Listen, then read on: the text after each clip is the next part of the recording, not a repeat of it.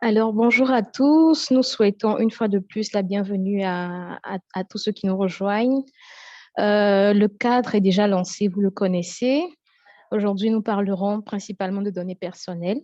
C'est un terme qu'on entend, on va dire, fréquemment ces derniers temps.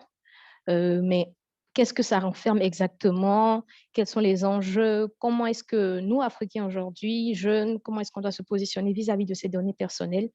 Voilà un peu tous les objectifs de cette causerie débat que nous avons initiée en ce jour avec un invité et non des moindres, qui est M. Abdoulaye Cissé, qui est titulaire d'un master en droit économique et des affaires à l'UGB. L'UGB, entendez par là, Université Gaston Berger de Saint-Louis, donc qui est l'une des principales universités du Sénégal.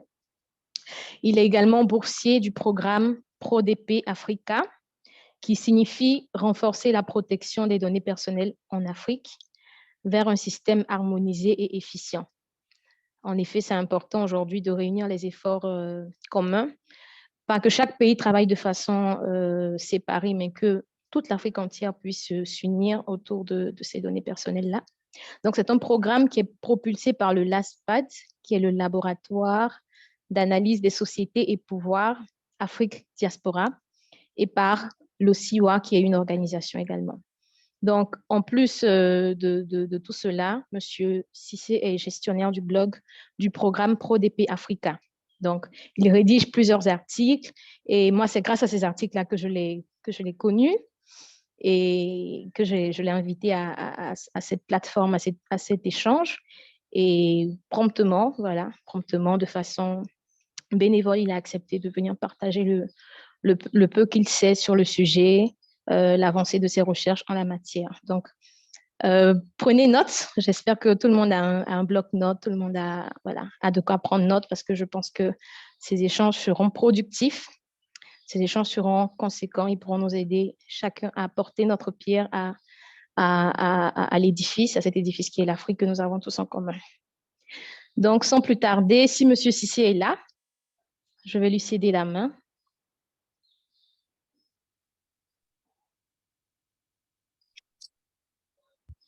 Bonjour à toutes et à tous. Bonjour Johanna. Je tenais d'abord Bonjour. à te remercier pour l'invitation. C'est Le très plaisir est pour nous. intéressant.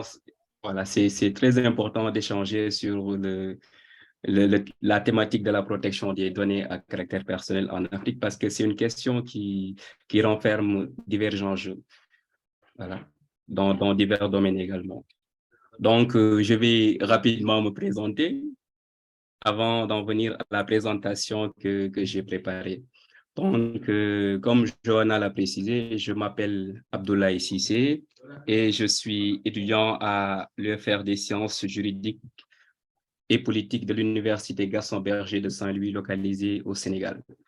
Donc, je viens de soutenir mon mémoire de master sur la thématique de la fabrique des cadres politiques, juridiques et institutionnels de protection des données à caractère personnel en Afrique, avec le laboratoire d'analyse des sociétés pouvoir Afrique Diaspora localisé à l'Université Gaston Berger de Saint-Louis. Voilà, je suis également le gestionnaire du bloc dédié au programme ProDP Africa, qui est un programme de recherche à visée continentale qui s'intéresse pluridisciplinaire à visée continentale, qui s'intéresse un peu à tout ce qui touche aux données à caractère personnel. Donc, sans plus tarder, je vais présenter, je vais partager mon écran afin de démarrer la présentation. Un instant, Abdoulaye, désolé, j'ai oublié de préciser quelque chose de très important. Allez-y. Veuillez noter vos questions. Donc, à la suite de la petite présentation qu'il aura à faire, nous aurons un temps d'échange où voilà, chacun pourra poser ses questions. Nous comptons également sur vos additifs parce que nous croyons que dans l'audience, il y a des personnes voilà, qui peut-être sont experts dans le domaine qui pourront également rajouter des éléments. Merci. Merci, Zone.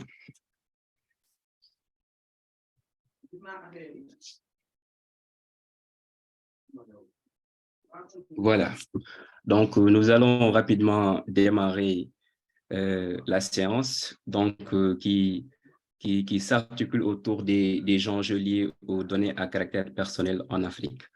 Donc, avant d'aller plus loin, il est important de revenir un peu sur le contexte par rapport à ces thématiques. Donc, pour parler du contexte, il est important de revenir un peu sur deux points, à savoir l'avènement de la quatrième révolution et la digitalisation croissante des sociétés et activités humaines dans le monde de manière générale et en Afrique de manière particulière. Donc, l'avènement de la quatrième révolution industrielle coïncide un peu avec ce que nous appelons la création et la démocratisation de l'utilisation d'Internet. Après avoir été un programme militaire américain appelé ARPANET, qui a été développé par la DARPA et réservé à un nombre limité d'individus. Donc, l'avènement de la quatrième révolution industrielle a occasionné l'instauration d'une économie qui est essentiellement basée sur les données. Donc, dans cette économie, la personne humaine est représentée en une masse de données exploitables, donc un faisceau de données exploitables. Le nom, le prénom, la vidéo, la photo de la personne sont exploités par des entreprises technologiques pour offrir de meilleurs services aux utilisateurs. Donc, c'est à partir de ces données que les entreprises technologiques opèrent ce que nous appelons la sophistication, une sophistication continue des artefacts technologiques qui sont naturellement basés sur les données. Aujourd'hui, nous parlons d'intelligence artificielle. Donc, si vous suivez un peu l'actualité, vous allez entendre parler de ChatGPT, qui est une intelligence artificielle qui a été créée à partir des données. Donc, au-delà de l'intelligence artificielle, il est possible de parler de l'IoT, Internet of Things, l'Internet des objets, avec les objets connectés, qui sont essentiellement basés sur des données qui sont collectées avec des algorithmes. Voilà. Donc, nous pouvons citer beaucoup d'autres technologies qui rentrent dans ce cadre. Ainsi, l'avènement de la quatrième révolution industrielle a occasionné ce que nous appelons la digitalisation croissante des sociétés et activités humaines dans le monde, de manière générale, mais en Afrique de manière particulière. Donc, nous assistons à l'avènement de l'homo numericus en Afrique. Donc, cette digitalisation croissante des sociétés et activités humaines est rendue possible grâce à l'augmentation considérable du taux de pénétration d'Internet en Afrique. Pour exemple, on est passé de 9,3% en 2010 à 43% en 2021, le taux de pénétration, je veux dire. Donc, cela est de nature à occasionner, cela a occasionné ce que nous appelons la ruée des géants technologiques étrangers sur le marché africain. Donc, la ruée des géants technologiques étrangers sur le marché africain est un terme est une expression que j'ai empruntée à Mathieu Olivier et Stéphane Ballon dans un de leurs articles intitulé « L'Afrique face aux GAFAM ». Donc, un article qui a été publié sur le site de Jeune Afrique. Donc, cette ruée des géants technologiques est naturellement de nature à occasionner une explosion du nombre d'utilisations d'Internet ou des réseaux sociaux au sein du continent. Donc, d'après le Digital Report 2021 de HotSuite et We Are Social, l'Afrique représente 10,9% des internautes dans le monde, soit environ 507,9 millions d'internautes pour 66,6% des utilisateurs actifs des réseaux sociaux dans le monde, soit un total de 277 millions d'utilisateurs des réseaux sociaux. Donc, il faut le dire, le continent africain constitue en effet un fantastique réservoir d'utilisateurs de services numériques pour une population de 1,3 milliard d'habitants. Donc, voilà un peu le contexte dans lequel s'inscrit notre thématique. Cela étant dit, nous allons maintenant nous intéresser à la définition de la donnée à caractère personnel. Qu'est-ce que signifie une donnée à caractère personnel? Donc, pour appréhender la donnée à caractère personnel, la définition de la donnée à caractère personnel, nous nous sommes basés sur deux approches. Donc, la première approche s'intéresse à la donnée comme concept juridique nommé. Donc, au plan juridique, la donnée personnelle, la donnée à caractère personnel désigne toute information relative à une personne physique identifiée ou identifiable directement ou indirectement par référence à un numéro d'identification ou à un ou plusieurs éléments propres à son identité physique, physiologique, génétique, psychique, culturelle, sociale ou économique. Donc, c'est cette définition qui a été retenue dans le cadre de la loi sénégalaise de 2008, la loi 2008-12 du 25 janvier 2008, en son article 4, qui reprend à peu près la même définition. Voilà. Donc, cette définition, les grands axes de cette définition sont repris aussi par la loi burkinabé de 2004, par la loi marocaine de 2009, par la loi Popia en Afrique du Sud de 2013 et par la loi rwandaise de 2021. Donc, c'est à peu près la définition juridique qui a été donnée à la donnée à caractère personnel. Donc, au-delà de cette approche qui appréhende la donnée comme concept juridique nommé, nous avons une deuxième approche qui s'intéresse un peu à la donnée comme réalité multidimensionnelle. Donc, dans le cadre de cette approche, la donnée est considérée comme étant la matière ou bien l'unité de base de la cyber-société ou bien du cyberespace de manière générale. Donc, la donnée, ou bien les données constituent le fonds de commerce des géants numériques à l'image des GAFAM, à l'image des BATIX, à l'image des NATO. Voilà. Donc, les GAFAM, ça signifie Google, Amazon, Facebook, Apple et Microsoft. Donc, pour Batix, c'est un peu le pendant chinois des GAFAM. Voilà. Donc, la donnée sert ainsi d'élément d'identification de la personne dans toutes ses dimensions. Donc, la donnée constitue également une ressource pour tous les usages de la société de l'information sur le plan social, sur le plan économique, sur le plan juridique et bien d'autres plans. Donc, c'est un peu la définition, les deux approches sur lesquelles je me suis basé pour définir la donnée à caractère personnel. Donc, au-delà de la définition de la donnée personnelle, il serait peut-être intéressant de s'intéresser au type ou bien aux catégories de données personnelles qui existent. Donc, pour opérer cette catégorisation des données, nous nous sommes basés sur deux critères. Donc, la première catégorisation est basée sur un critère qui s'intéresse un peu aux dimensions de la personne. Voilà, donc cette catégorisation nous permet de faire le distinguo entre trois types de données. Les données sociologiques, les données physiologiques et enfin les données morphologiques. S'agissant des données sociologiques, donc les données sociologiques ce sont les données relatives au sexe de la personne, à la race, à l'opinion, etc.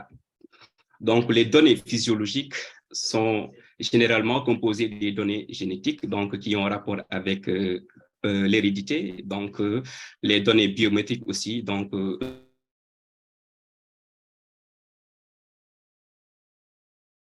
est considérée comme étant une donnée biométrique. Et enfin, nous avons les données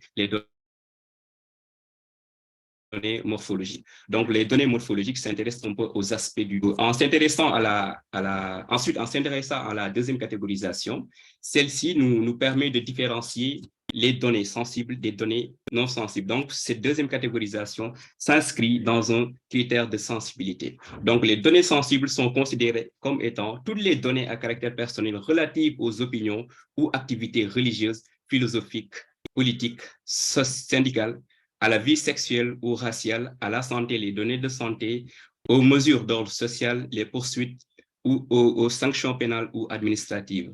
Donc, c'est ce qui fait la différence entre les données sensibles et les données non sensibles. Donc, les données sensibles rentrent dans ce carcan, alors que les données non sensibles sont considérées comme étant classiques et n'ont aucune incidence sur ces points.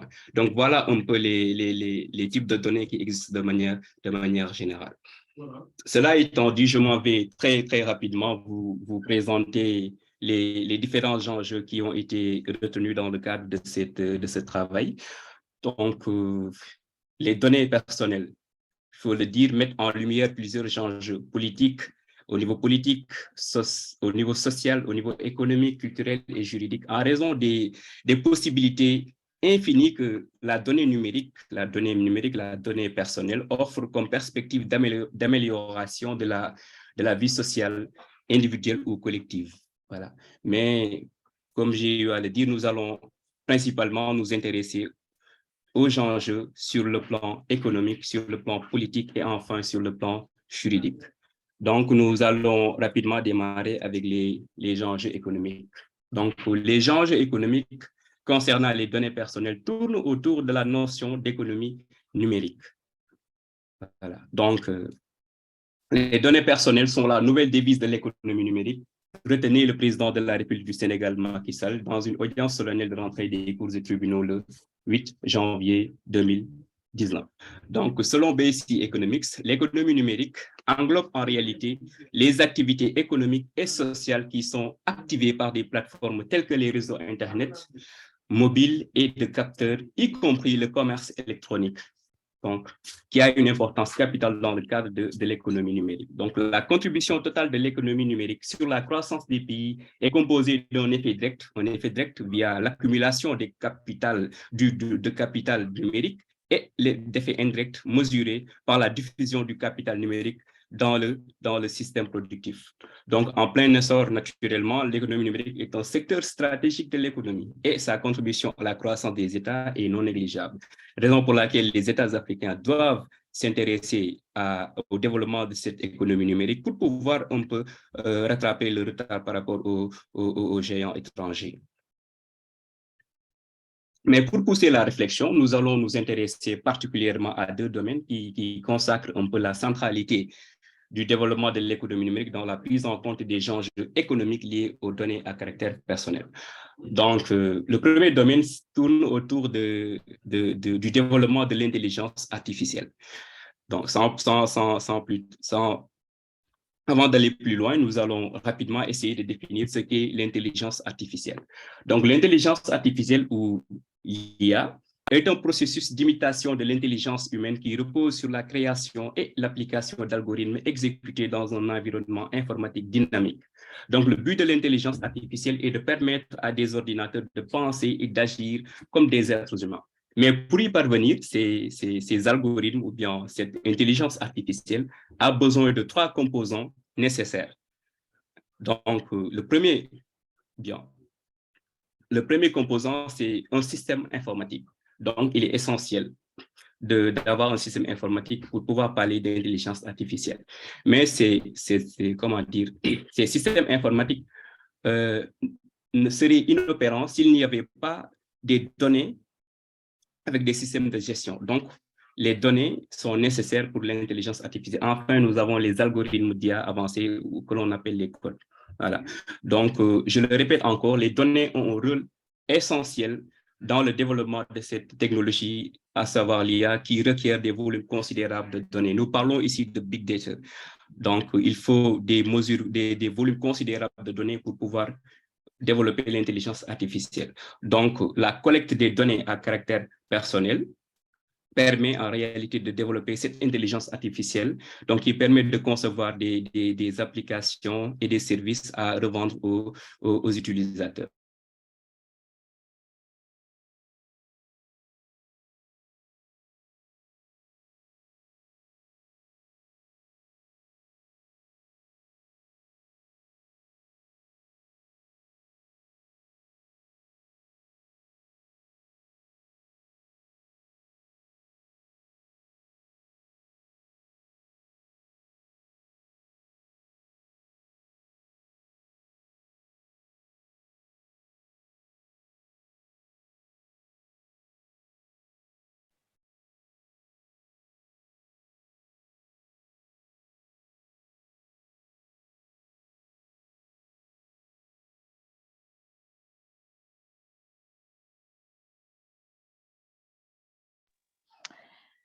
Allô, je crois que notre hôte, notre invité a un petit souci de connexion. Il ne va pas tarder à se reconnecter. Mais en attendant, si vous avez déjà des questions, on peut les noter et les mettre en attente pour pouvoir y revenir tout à l'heure. Donc, si quelqu'un parmi vous a des questions.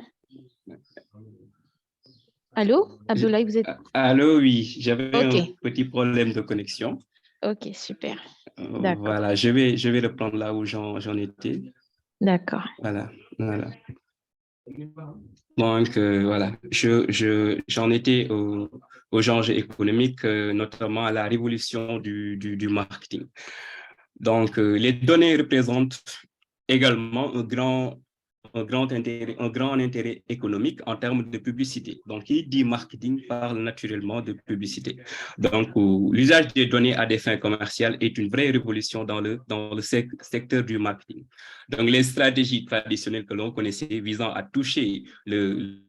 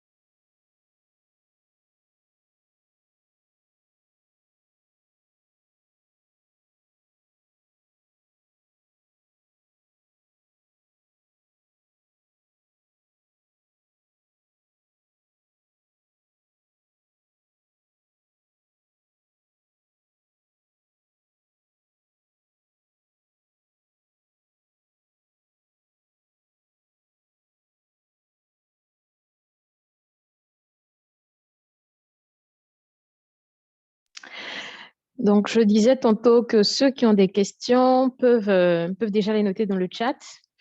Aujourd'hui, on a un petit souci de connexion avec... Ah, voilà. je m'excuse, hein, je m'excuse, sincèrement. OK. Mm. D'accord, voilà. Donc, le développement de l'intelligence, voilà. Donc, j'en étais à la révolution du marketing, voilà. Donc, voilà. Donc, selon Clara Cervelle et Alexis Wilmot, dans leur article intitulé Les données personnelles, le nouvel or noir aux enjeux multiples, rien qu'en 2019, le marché mondial de la publicité en ligne est passé et est estimé à 200 000 milliards de dollars. Et de son côté, le chiffre d'affaires mondial produit par le Big Data, c'est-à-dire les données massives qui ne sont pas susceptibles d'être collectées, d'être traitées par des logiciels classiques, s'élevait déjà à 56 milliards de dollars en 2017. Donc, essayons d'estimer son évolution en 2022 ou bien en 2023. Donc, le marketing a développé de nouvelles méthodes. Donc, de nouvelles méthodes. Donc, au titre de ces méthodes, nous pouvons citer le ciblage comportemental, donc concernant les enjeux économiques. Donc, cela revient à proposer des publicités en accord avec les intérêts des utilisateurs ou utilisatrices tels qu'identifiés à l'aide des cookies. Donc, les cookies, c'est des fichiers qui enregistrent les recherches effectuées, les pages consultées, les produits mis en panier sur des sites d'achat en ligne, les clics sur des bannières publicitaires, etc. Donc, en clair, les cookies collectent des données à propos d'un utilisateur. Voilà. Donc, ça, c'est le ciblage comportemental à travers les cookies. Donc, il faut penser à désactiver les cookies parfois. Donc, si l'on ne veut pas que nos données soient collectées sans notre consentement. Donc, s'agissant toujours des méthodes utilisées, nous avons le Account-Based Marketing, ABM, donc, qui, contrairement aux campagnes publicitaires classiques qui visent à atteindre le plus grand nombre d'individus, l'ABM consiste à concentrer ses ressources sur un petit nombre de clients potentiels ciblés en leur proposant des annonces personnalisées en accord avec leurs intérêts. Donc, la publicité se place ainsi au niveau de l'individu et non plus au niveau du groupe. Voilà. Donc, nous avons encore une troisième méthode utilisée dans le domaine du marketing qui s'appelle un peu le Real-Time Creative ou RTC. Donc, à partir des données qui sont collectées, des micro-bassins d'influence vont être identifiés pour créer des publicités distinctes et adaptées à chacun d'eux. Donc, l'objectif de cette méthode est d'optimiser l'attractivité de la publicité et d'élargir un peu le public concerné tout en restant au plus près des intérêts de l'utilisateur. Voilà. Donc, il faut retenir de manière générale que donc, toutes les méthodes que l'on vient de citer s'inscrivent un peu dans un concept plus global qui a été théorisé par Susanna Zuboff, professeure émérite à Harvard University, qui décrit ce phénomène qui donne un nom un peu spécifique à ce phénomène. Le nom, c'est le capitalisme de surveillance. Le capitalisme de surveillance. Donc, le capitalisme de surveillance, c'est le fait de surveiller les utilisateurs des réseaux en collectant leurs données pour ensuite leur proposer des produits qui vont les intéresser. Donc, je donne un exemple très, très concret. Donc, je suis sportif, je suis sur Facebook. Donc, je publie une photo où je suis en tenue de sport et quelques semaines après, ou bien un mois après, donc Facebook me propose des articles ou bien des produits en rapport avec le sport. C'est un peu l'idée qui se cache derrière le capitalisme de surveillance. Donc, ne vous y trompez pas. Voilà. Donc, tous ces points sont de nature à confirmer, ou bien toutes ces méthodes sont de nature à confirmer une chose. Si c'est gratuit, méfiez-vous parce que c'est vous qui êtes, c'est vous qui êtes le produit en réalité. Voilà. Donc, ceci nous sert de transition pour aborder la question des enjeux politiques. Voilà. Donc, s'agissant des enjeux politiques, je vais successivement revenir sur 4 points qui me semblent intéressants à relever. Donc, d'abord, c'est la possible mise en péril des processus démocratiques. Donc, à travers les données à caractère personnel, on peut mettre en place des applications ou bien des algorithmes qui sont susceptibles d'influencer les électeurs dans le cadre de processus électoral. Voilà, donc comme vous l'aurez sans doute remarqué l'affaire Cambridge Analytica, où 87 millions d'utilisateurs ont été utilisés pour, pour influencer des élections à l'Occident et en Afrique. Voilà. Donc, au-delà de la possible mise en péril des processus démocratiques, donc nous avons la problématique de la souveraineté numérique dans le continent, parce que la donnée à caractère personnel est devenue un enjeu stratégique pour les États. Elle est devenue un enjeu stratégique pour les États. Donc, chaque État essaie d'arriver à une souveraineté numérique. Donc, la souveraineté numérique passe par la mise en place d'infrastructures permettant le contrôle et la gestion des données. Mais malheureusement, en Afrique, nous constatons amèrement que cette souveraineté numérique n'est que chimère. Voilà, parce que selon les chiffres, moins de 3% des data centers au niveau mondial sont localisés en Afrique. Donc, l'essentiel de nos données sont stockées aux États-Unis, sont stockées en Europe. Et ce n'est pas normal. L'Afrique doit mettre en place des moyens, bien des politiques efficaces pour garder ces données et avoir le contrôle sur ces données. Je prends parfois l'exemple du Sénégal. Au Sénégal, c'est vrai, nous avons depuis quelques années maintenant un data center de type tier 3 avec 1500 teraoctets localisés à Diamniadio, pour ceux qui connaissent bien le Sénégal. Mais le X, c'est que ce data center est géré par Huawei, une société chinoise. Donc, l'essentiel de la technologie est fourni par Huawei. Donc, dans ces conditions, est-ce que nous pouvons parler de souveraineté numérique? Voilà. Donc, ça, c'est des questions que l'on se... C'est des questions que l'on se pose. Donc, au-delà de la problématique... Bonjour.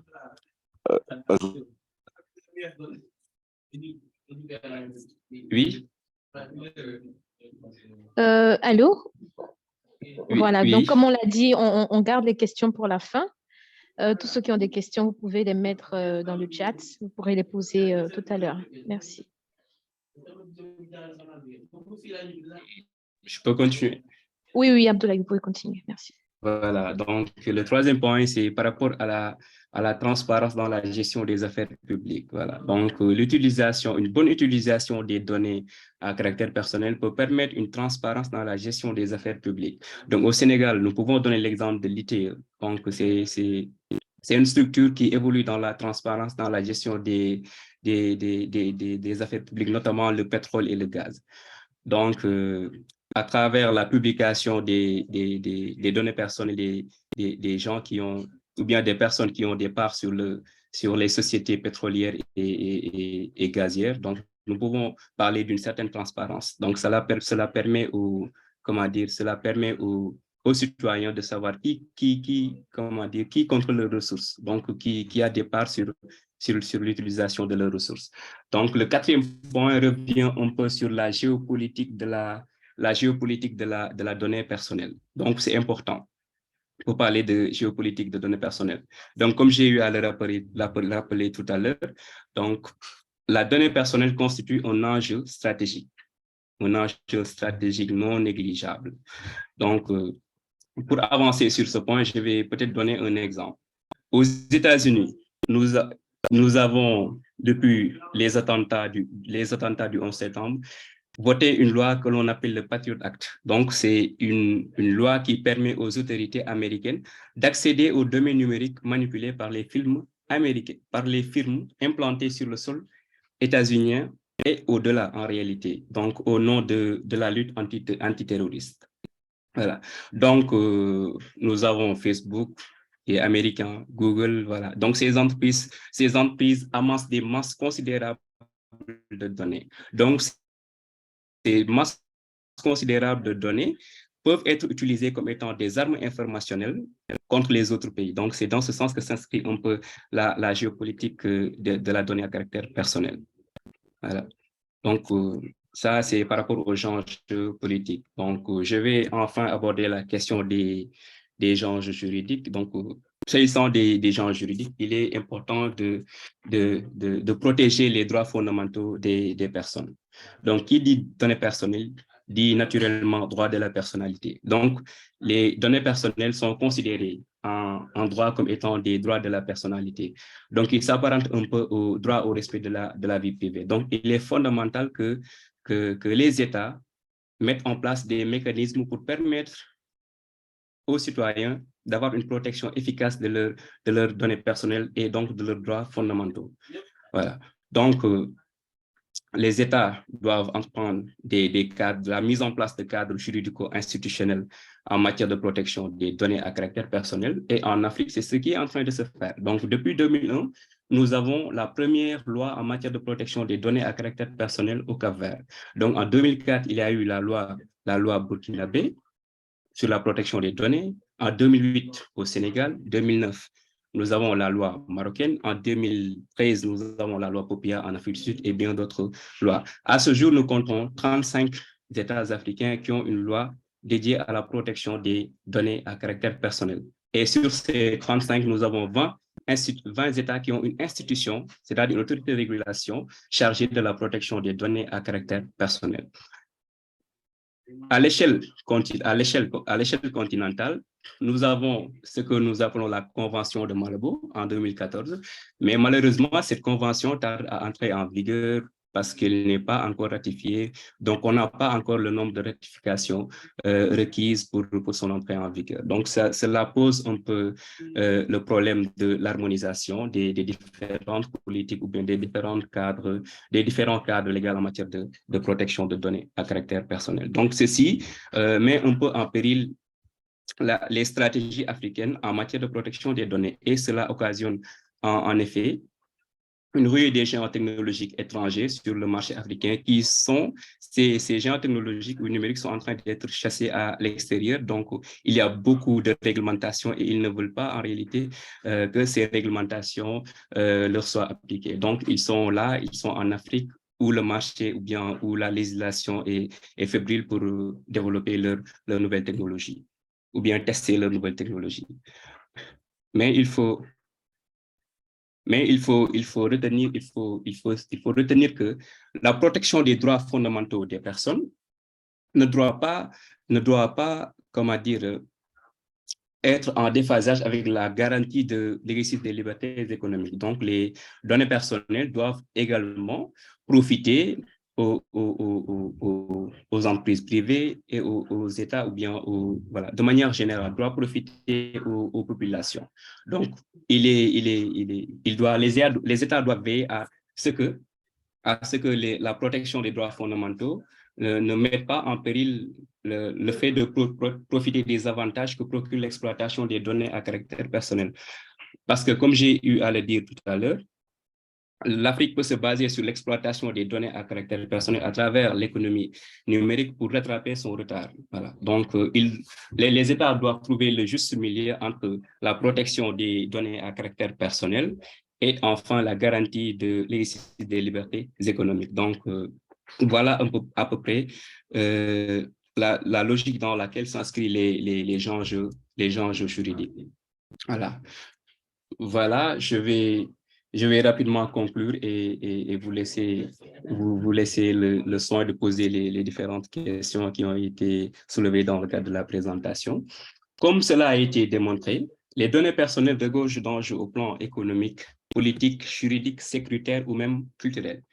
Mais nous constatons que l'Afrique n'a pas encore saisi l'importance stratégique qui accompagne l'usage, l'exploitation, le contrôle ou la protection des données à caractère personnel. Donc, s'agissant particulièrement des enjeux économiques, l'Afrique a besoin d'exploiter le potentiel du numérique pour rattraper son retard de développement. Toutefois, force est de constater que le continent ne produit pas encore la technologie et n'a aucun contrôle sur les données personnelles qui sont collectées. Voilà. Donc, c'est ce que pense en tout cas l'association des utilisateurs de TIC au Sénégal, dans un article intitulé Renforcement de la protection des données à caractère personnel en Afrique, une urgente nécessité publiée en octobre 2020 sur le site de l'APC. Ainsi, un marché encore plus florissant que le marché de l'exploitation des matières premières africaines, comme le pétrole, le gaz, le zircon et autres, est en train de se développer. Et cette fois-ci, il ne s'agit pas de ressources naturelles qui sont pillées, comme d'habitude, mais d'informations de haute valeur ajoutée telles que les données biométriques de santé, nos données, de centaines de millions d'individus. Donc, cet état de fait est de nature à perpétuer ce que nous appelons la domination de l'Afrique par une colonisation numérique, ou certains me diront cybercolonisation, car non seulement les données personnelles et ressources humaines africaines sont utilisées, mais pire encore, l'essentiel de la valeur ajoutée qui est créée à partir de ces données est captée par des compagnies étrangères. Voilà. Est captée par des compagnies étrangères. Ainsi se pose l'alarmante question du renforcement de la protection des données à caractère personnel en Afrique. En effet, il est urgent et nécessaire pour les gouvernements, les universités, les chercheurs et sociétés civiles, donc les organisations de la société civile, les OSC, de collaborer pour concevoir un cadre ou bien des cadres, un cadre légal et réglementaire harmonisé pour l'innovation numérique en Afrique, tout en protégeant les droits humains à l'ère du numérique. Donc, il est important de toujours maintenir cet équilibre entre innovation numérique et protection des droits humains. Donc, voilà au terme de ma présentation. Je vous remercie de votre aimable attention.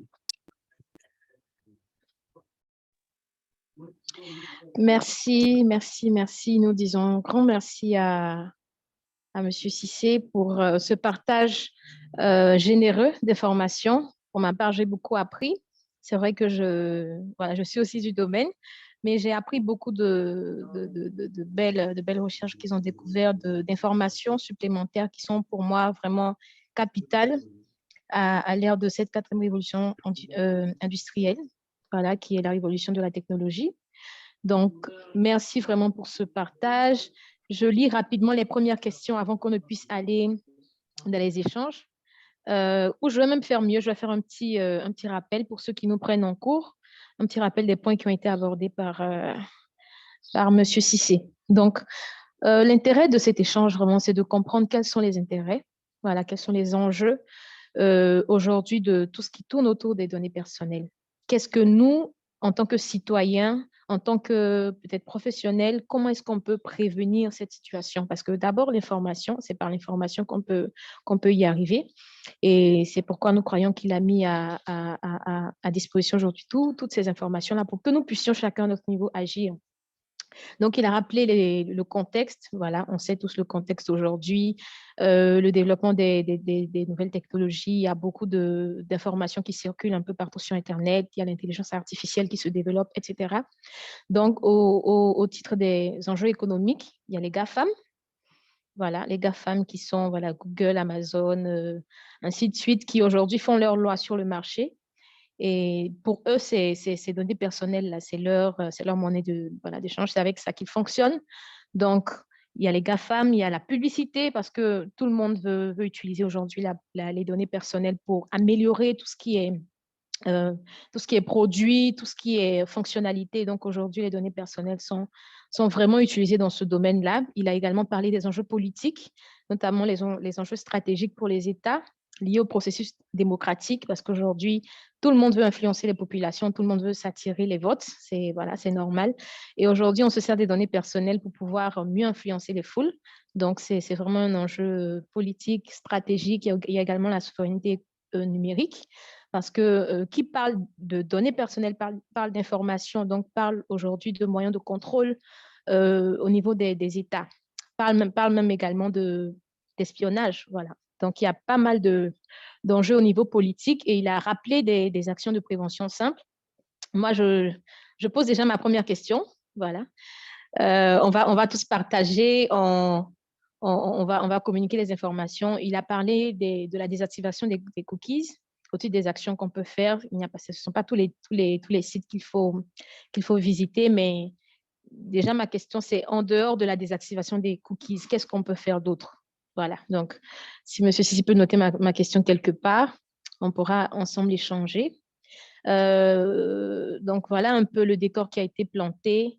Je lis déjà les premières questions. J'ai reçu une première question en inbox qui est posée par, excusez-moi un instant, voilà. Donc, il n'y a pas de non. Donc, la personne a demandé, y a-t-il un risque de ne pas désactiver les cookies? Donc, on va commencer par ça et évoluer au fur et à mesure avec les autres questions. Donc, il nous est demandé, est-ce qu'il y a un risque à ne pas désactiver les cookies? Donc, M. Cissé, la parole est à vous.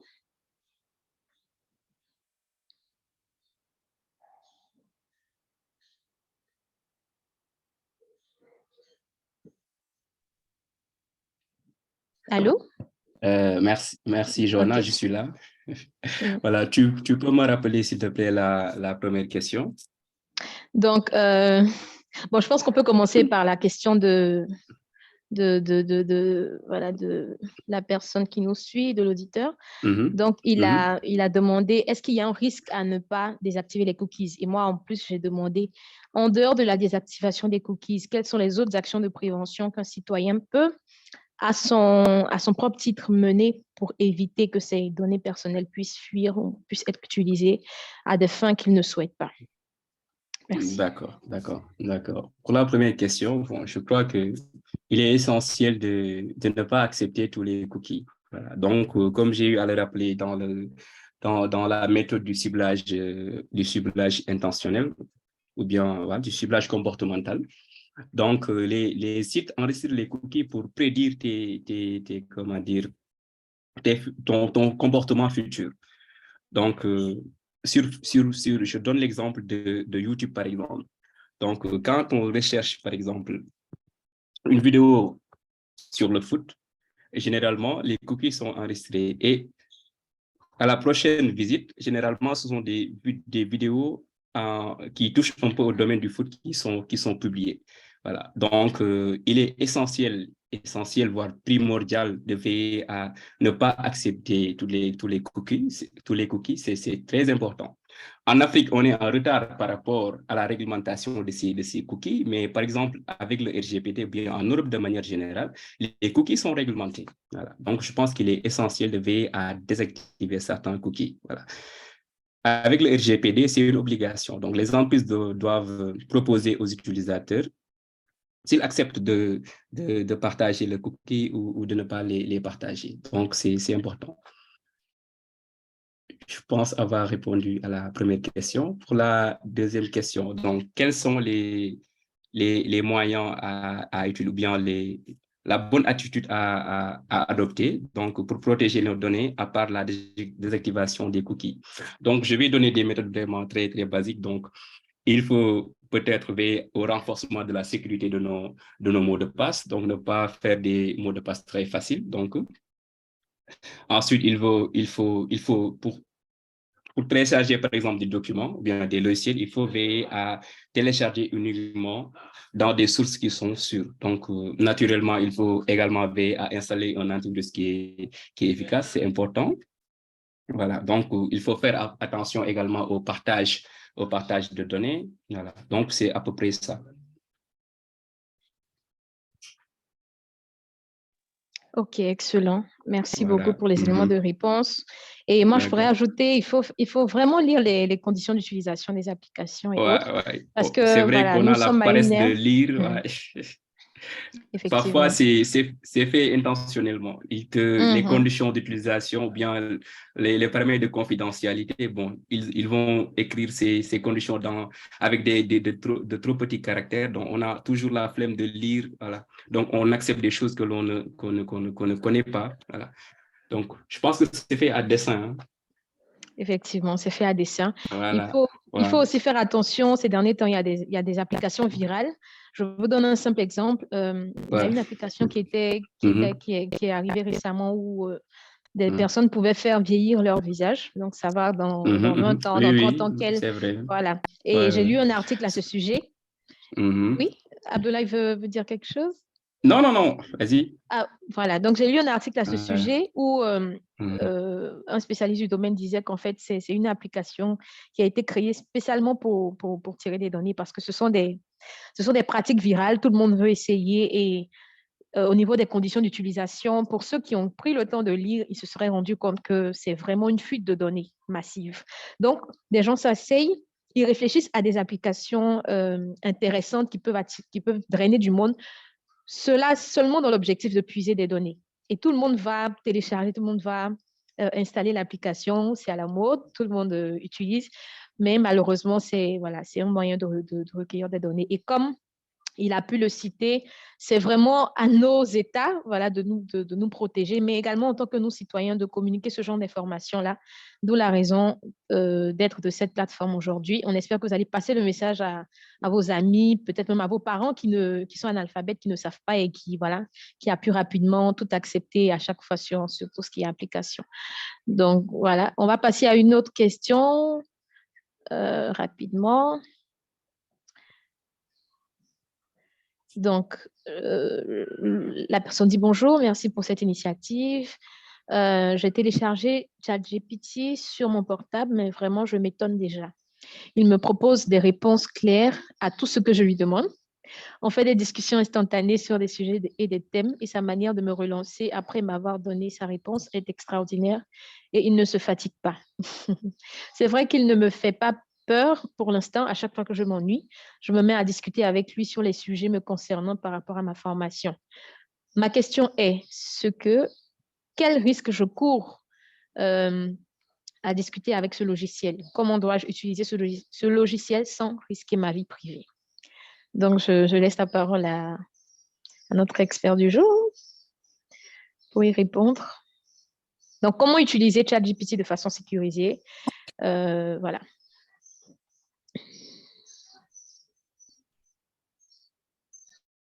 Ah, j'ai posé la question à ChatGPT, hein, voilà.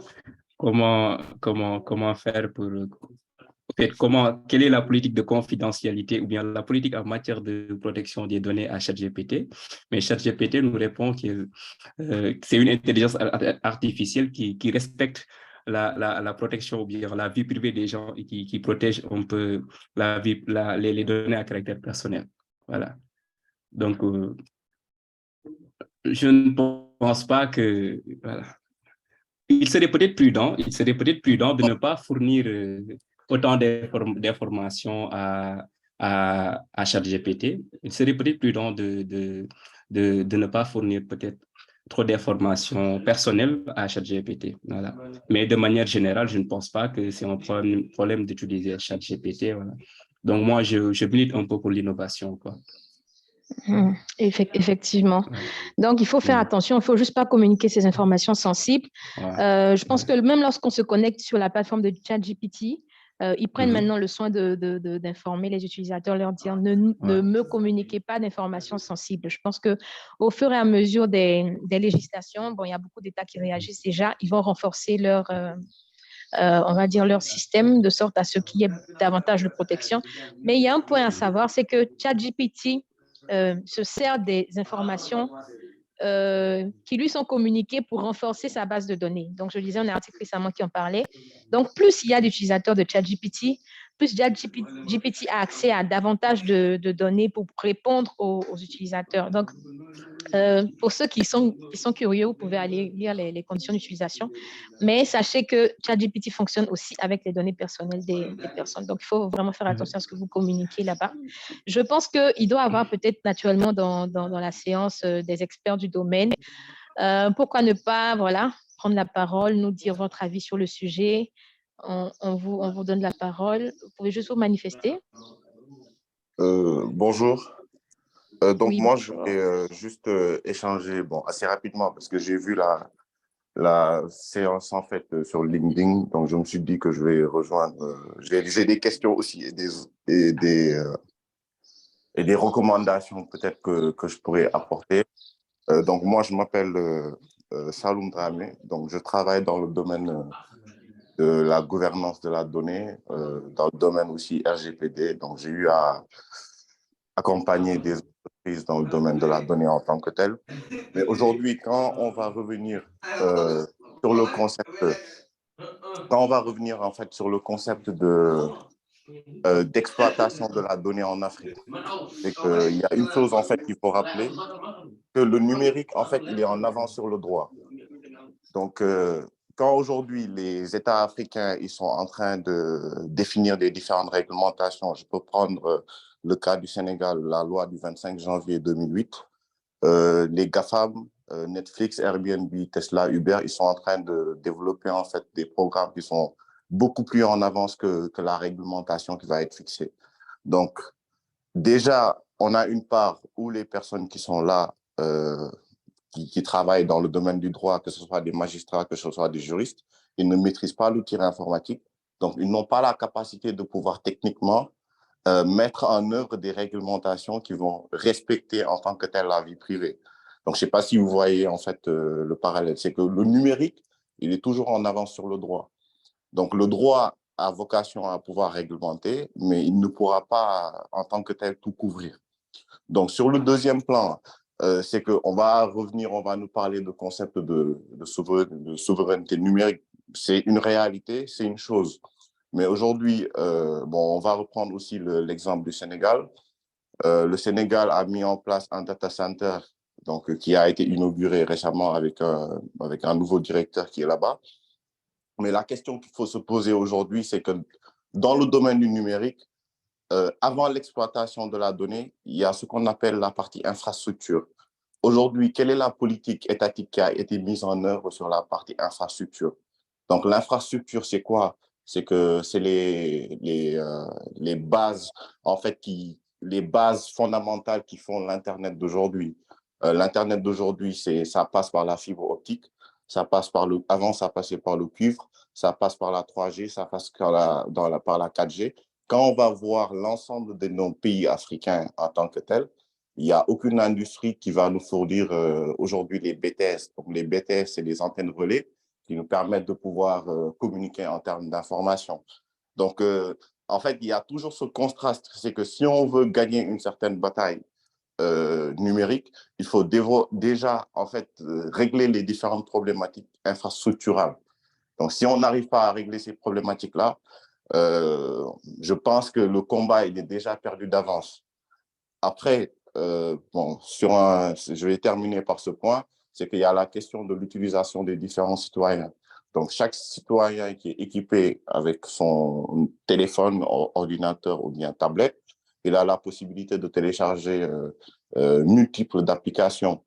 Donc, si le citoyen en tant que tel, il télécharge ces applications, les gens, ils vont suivre, que ce soit Instagram, Facebook, Snapchat, TikTok, etc. Donc, on n'a pas la capacité aujourd'hui, avec les différents concepts qui ont été adaptés, de dire que oui, on va essayer de réglementer parce que à la fin de la journée, le citoyen, il est libre de télécharger ce qu'il veut. Donc, en fait, c'était juste une petite contribution que je voulais apporter là-dessus. Merci beaucoup. Merci, Monsieur Dramé, c'est ça? Excusez-moi. Oui, Monsieur Dramé, merci vraiment pour votre rapport. C'est très pertinent, c'est vraiment pertinent. Et c'est pourquoi, pour nous, l'information, c'est vraiment quelque chose de très important. Parce que l'État, à lui seul, ne peut pas résoudre cette question. Vous avez parlé tantôt de l'avance que... Excusez-moi, il y a un micro qui est ouvert. Donc, effectivement, les technologies sont en avance sur la législation. On a naturellement besoin, je reviendrai sur ce point tout à l'heure lorsque je ferai le résumé du Cyber Africa Forum auquel j'ai assisté, mais c'est une réalité, on a besoin de personnes du domaine, on a besoin de plus de personnes qui se forment, qui vont à l'affût des informations, on a besoin de spécialistes qui pourront vraiment aller dans le fin fond des technologies et d'anticiper sur les réalités actuelles, notamment même sur l'intelligence artificielle. Et je pense que les efforts du laboratoire où évolue actuellement M. Cissé ne sont pas nuls. Ils essaient de communiquer davantage d'informations aux populations pour qu'elles aussi, de leur côté, puissent se prémunir, voilà, puisque l'État n'est pas encore, le législateur n'est pas encore à même de pouvoir le couvrir entièrement, mais que lui-même puisse davantage se prémunir contre toute fuite de ces données et avoir un comportement citoyen responsable. Donc, vraiment, merci pour vos apports. S'il y a quelqu'un d'autre qui veut prendre la parole, ou peut-être par rapport à ça, ce n'était pas une remise en cause. Hein. Je ne remets pas. Oui. Bien sûr, bien sûr. En fait, la contribution. Donc, après, franchement, c'est super pertinent en termes de contenu, ce qu'il a eu à nous présenter. Donc, même moi, j'ai appris sur ce plan-là, mais c'est juste un apport que je voulais voir par rapport aussi aux différentes choses que je vois, que je côtoie. On a parlé là vous avez parlé des cookies. Les cookies aujourd'hui, pour le pouvoir le réglementer, c'est très difficile parce qu'il y a des nouvelles versions en fait, qui vont arriver progressivement. En fait, c'est très compliqué en fait, de mener une bataille dans le numérique tant qu'on ne capitalise pas le savoir. Donc, Effectivement.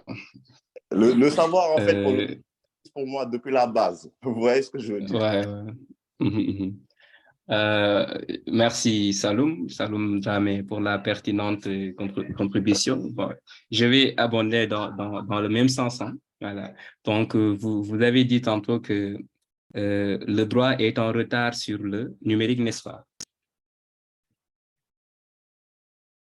Allô? Allô, oui, je suis là. Vous disiez tantôt que le droit était en retard par rapport au développement technologique, n'est-ce pas? Exactement, c'est ça. Mais le pire, c'est que même en Afrique, le droit est en retard par rapport aux autres États.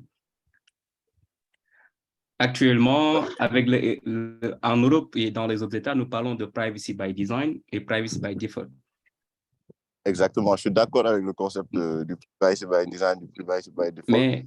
Mais ces concepts ne figurent pas dans les législations africaines, malheureusement. Au Sénégal, Non, exactement. en l'occurrence. Exactement, je suis d'accord là-dessus. C'est un problème. Donc, vous avez parfaitement... Voilà. Je suis d'accord là-dessus parce qu'aujourd'hui, comme par exemple, on va pas centrer le débat en fait que sur le Sénégal parce qu'il y a d'autres acteurs aussi qui sont là. Mais bon, effectivement. Pour revenir sur la partie sénégalaise, la réglementation elle va évoluer très bientôt pour tenir en compte en fait les différentes dispositions qui vont être relatives au RGPD, donc le règlement général sur la protection des données.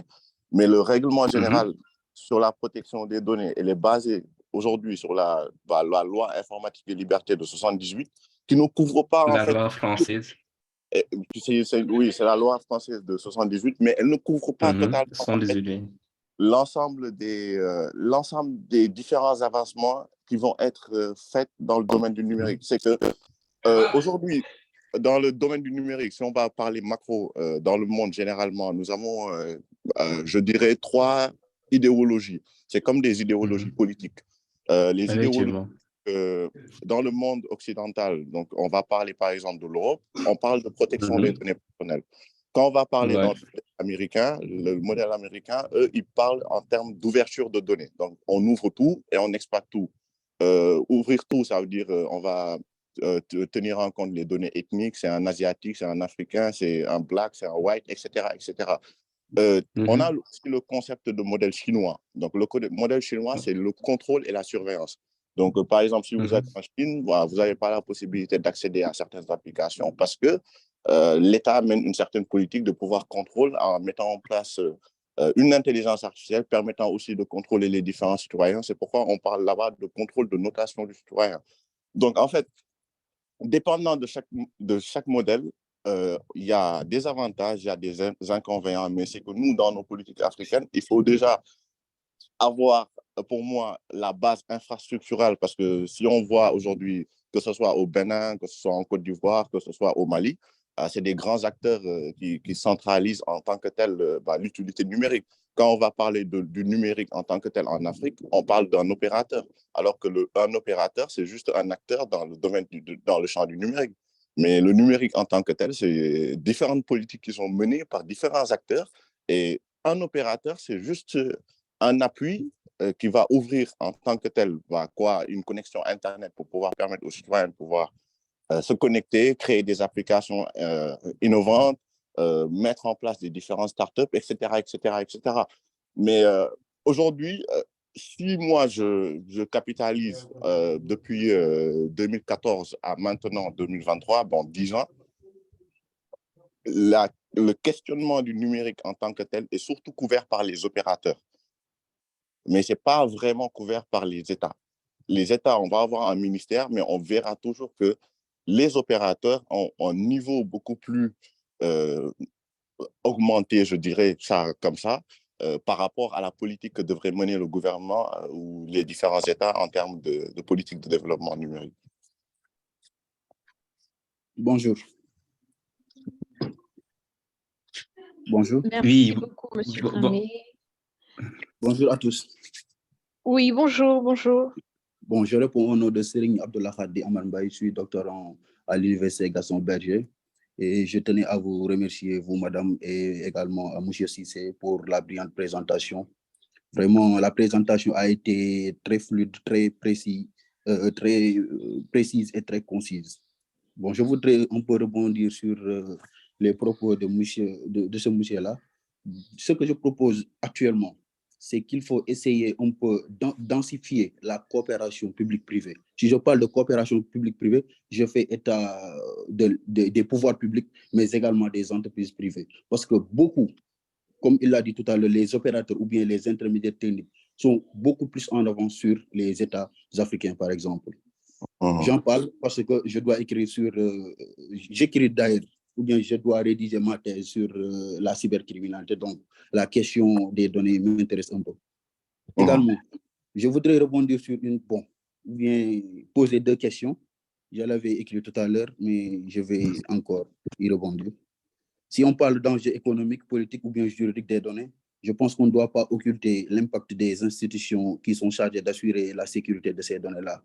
Et la question que je me pose et que je vous pose, est-ce qu'en Afrique, les États prennent conscience de l'importance du cadre institutionnel, d'où l'effectivité de la souveraineté numérique? Parce que si je prends l'exemple du Sénégal, comme l'a si bien précisé tout à l'heure M. Cissé, bien le maître Cissé, il a parlé du data center au Sénégal, le centre des données qui a été institué par le président de la République.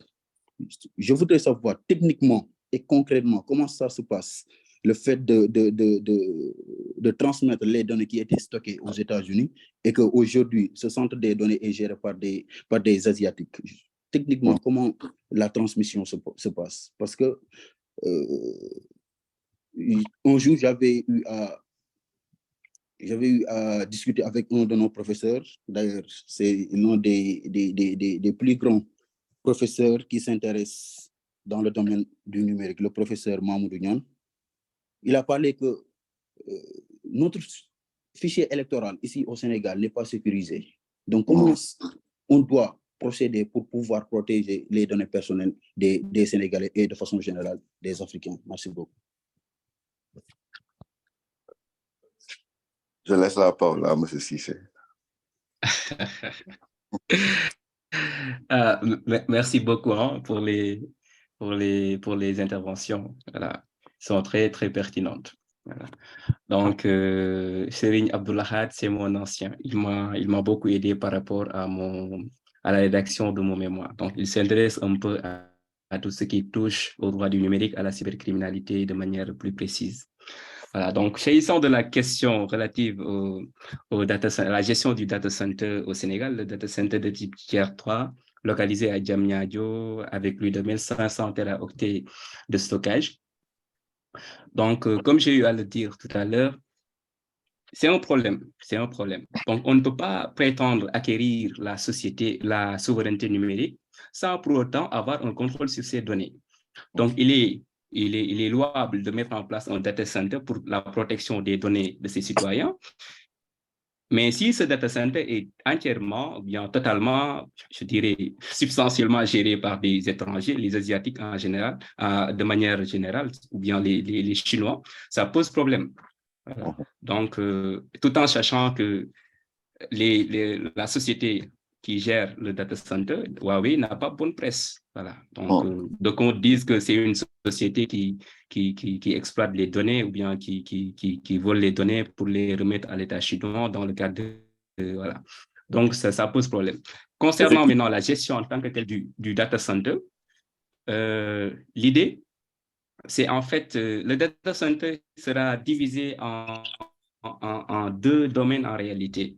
Donc, le premier domaine va recevoir tout ce qui est intranet et données du gouvernement ou bien de l'État en tant que tel. Donc, tous les données qui étaient à l'étranger, donc les données de la DAF et les autres données, seront recueillies ou bien rapatriées et stockées dans une partie du data center. Voilà. Donc, l'autre partie du data center sera réservée au privé. Donc, si tu veux, par exemple, créer un site Internet et héberger les données au Sénégal, ça pourra se faire facilement. Donc, raison pour laquelle, donc, avant d'avoir CNUM SA, donc Sénégal numérique SA, on avait ADIE, Agence de l'informatique de l'État, qui était une agence d'exécution chargée de tout ce qui est informatique au sein de l'État.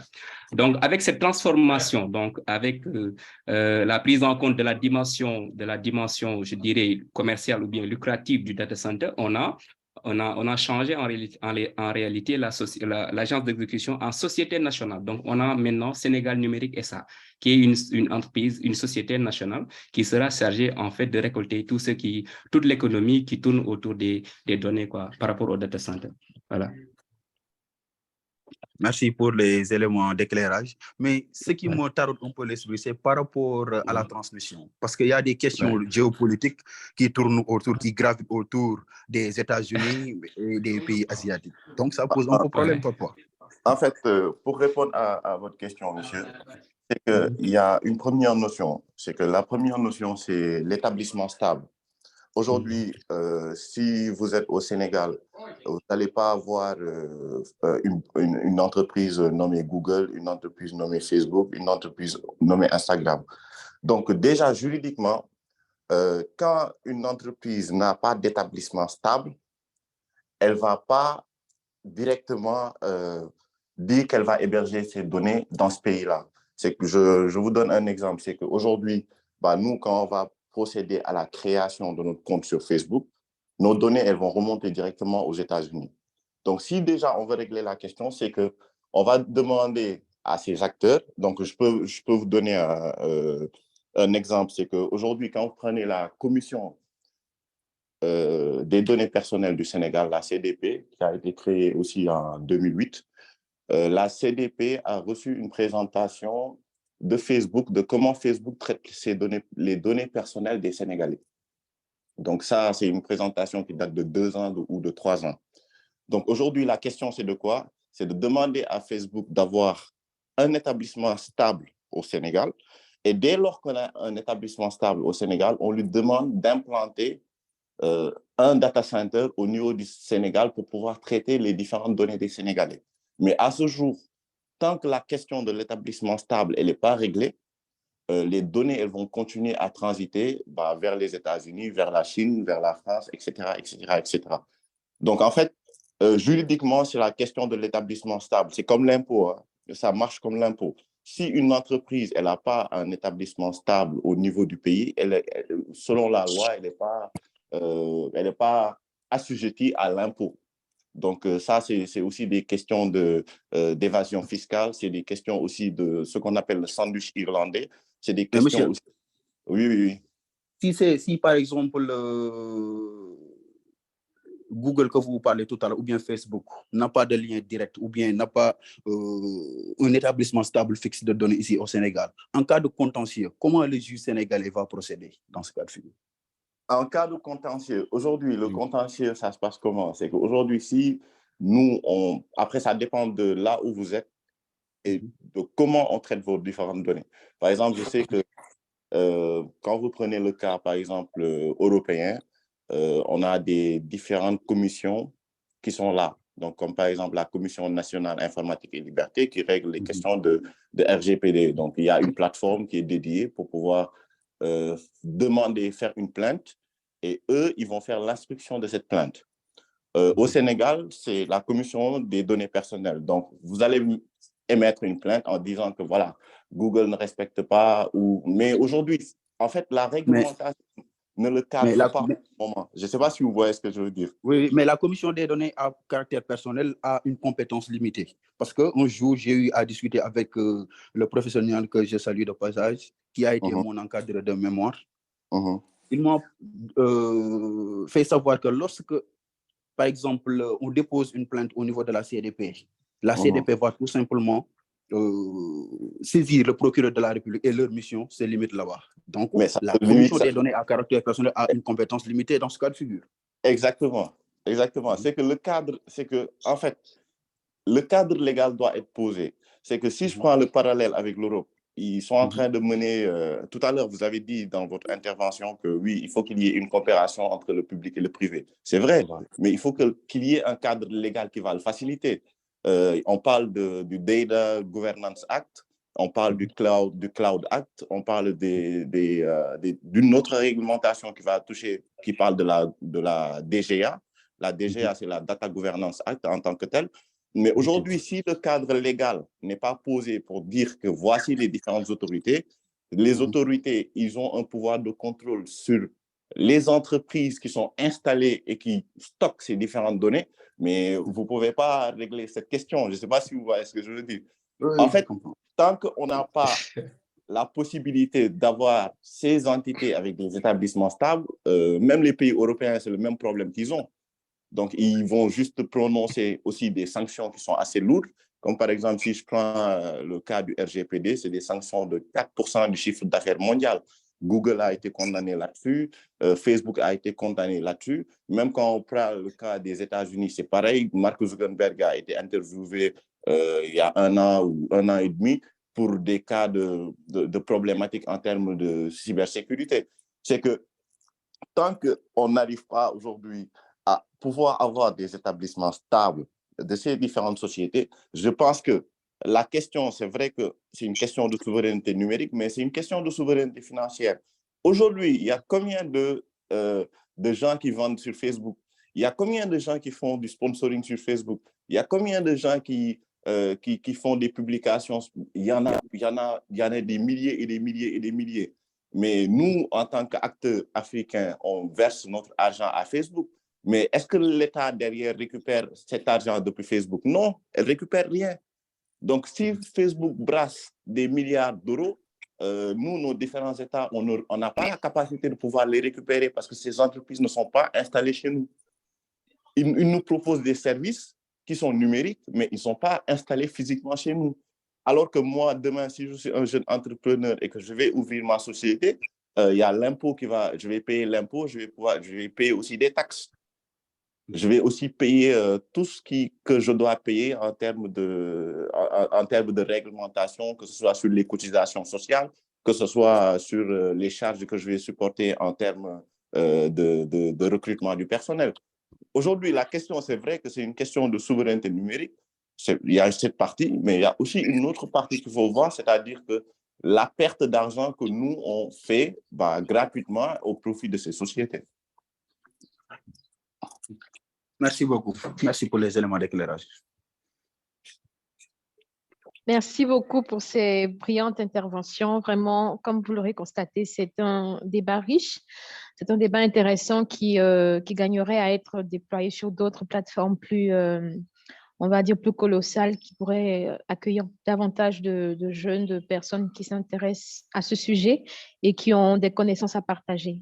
Donc, n'hésitez pas également à vous connecter, voilà, pour déployer davantage des idées. Pour ceux qui ne se connaissaient pas, qui se sont rencontrés sur cette plateforme, n'hésitez pas à réseauter, c'est très important afin de mobiliser ensemble les efforts pour faire connaître ces informations et pourquoi pas pour encourager nos pouvoirs publics. Donc, l'État, voilà, tous les preneurs de décision afin qu'ils puissent, on va dire, renforcer les dispositifs qui sont mis en place, chacun à leur niveau, afin de protéger les citoyens, de garantir la confiance numérique. Donc, j'essaie de revoir les différents éléments dans le chat. S'il y a des questions qu'on a manquées, vous pouvez prendre la parole. Bon, il y a une question qui avait été posée, mais je pense quand même qu'on y a répondu. La personne disait, pensez-vous que les efforts effectués par le Sénégal sont suffisants pour le combat de la protection des données à caractère personnel? Donc, je pense qu'on y a répondu. OK, Monsieur Fulgence Kakou, vous pouvez prendre la parole.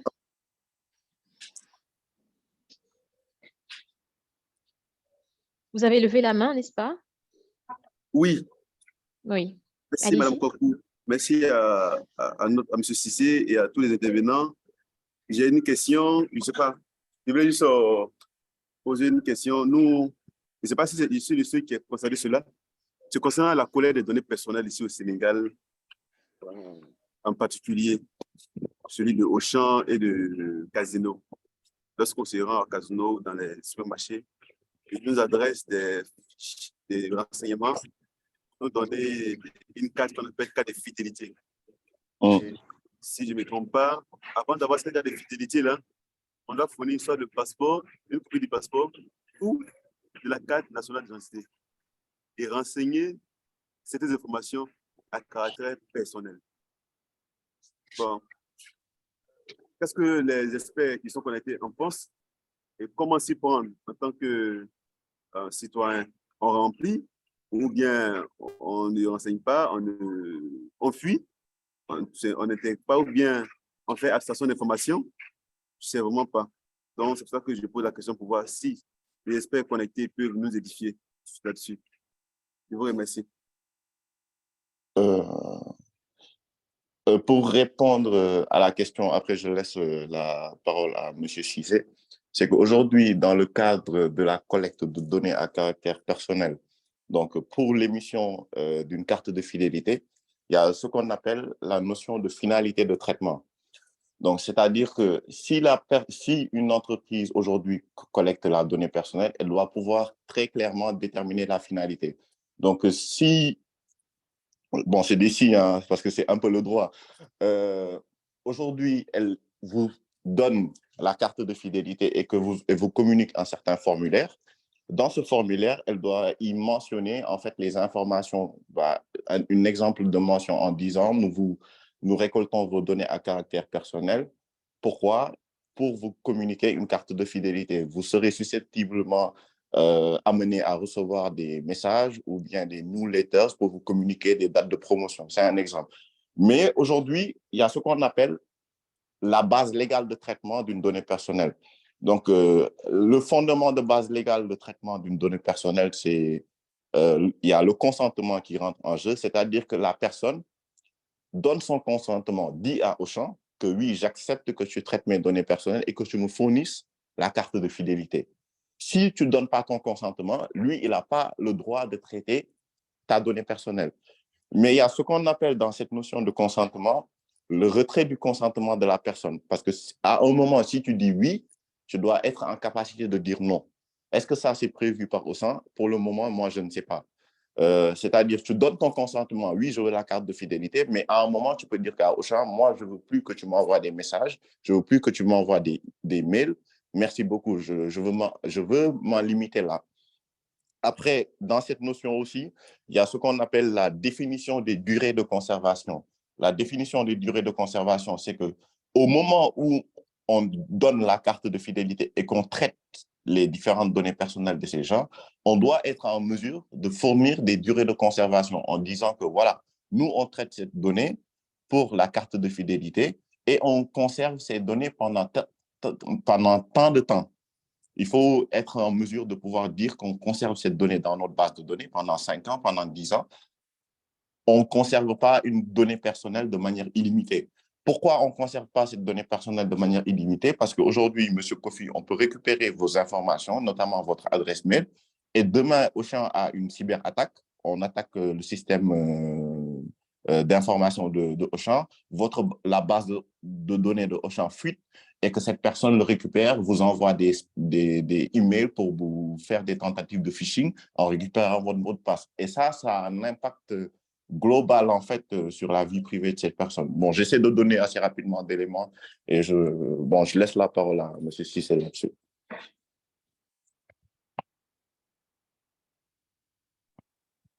Allô? Peut-être maintenant que M. Cissé...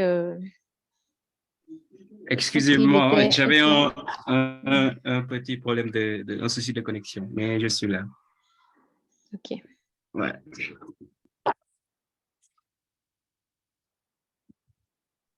OK, donc il y a M. Kwaku qui était en ligne qui demandait, qui avait posé un souci par rapport à la collecte des données qui sont faites par certains supermarchés de la place qui offrent des cartes de fidélité à condition de signer, voilà, de signer et de remplir, voilà, de renseigner des données personnelles, et il se demandait est-ce que c'était légal et comment est-ce qu'il fallait réagir face à cela.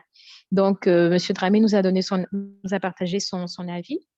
en rappelant effectivement qu'il y a une commission des données personnelles au Sénégal et qu'en principe, il faudrait regarder la finalité des données, voilà, voir si elle est, si elle est proportionnée, voilà, aux informations qui sont demandées.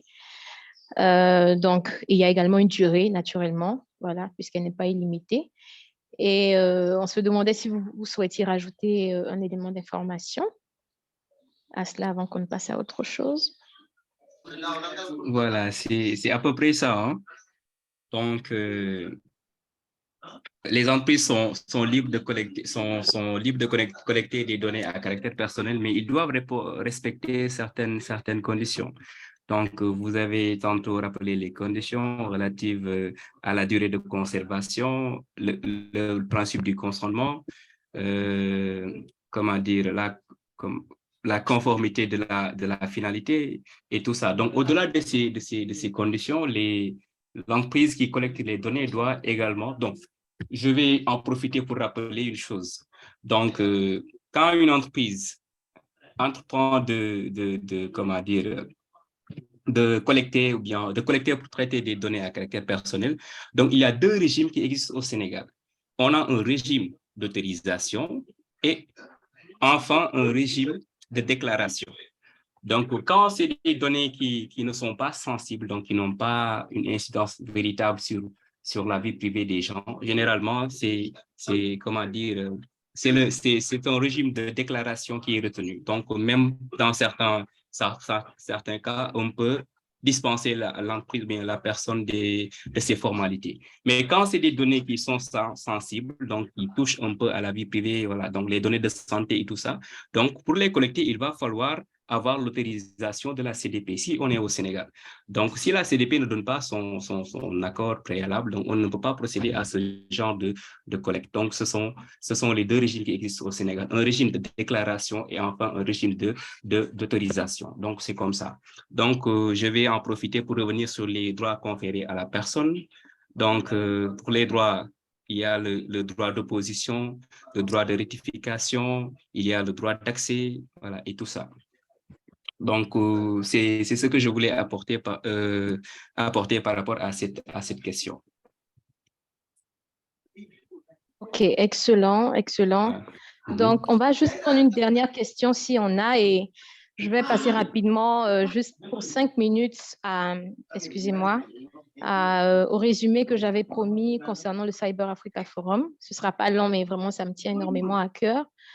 N'hésitez pas, s'il y a une dernière question à poser, nous la prendrons avant de passer à autre chose. Aussi une contribution, je sais qu'il doit y avoir peut-être d'autres experts du domaine qui sont connectés. Peut-être, voilà, ne soyez pas timide, partagez ce que vous avez, voilà, partagez, n'hésitez pas à partager, c'est vraiment important. Nous sommes ici pour apprendre les uns des autres. C'est un cadre d'échange, c'est un cadre d'éveil, parce que c'est vraiment une question pertinente pour l'Afrique d'aujourd'hui et également pour l'Afrique de demain. Et vraiment, nous gagnons tous à apprendre. Donc, n'hésitez pas à partager. J'ai vu quelqu'un en ligne, Samuel, je ne sais pas s'il est toujours là. Samuel est aussi un expert du domaine. Je pense qu'il a dû peut-être se déconnecter. Ce n'est pas bien grave. Bon, s'il n'y a pas d'autres questions, je crois que je vais partager mon écran. Bon, je peux peut-être, je voulais rajouter quelque chose. Allez-y.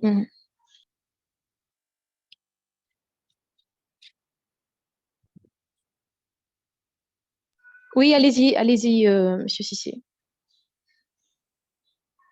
Allô?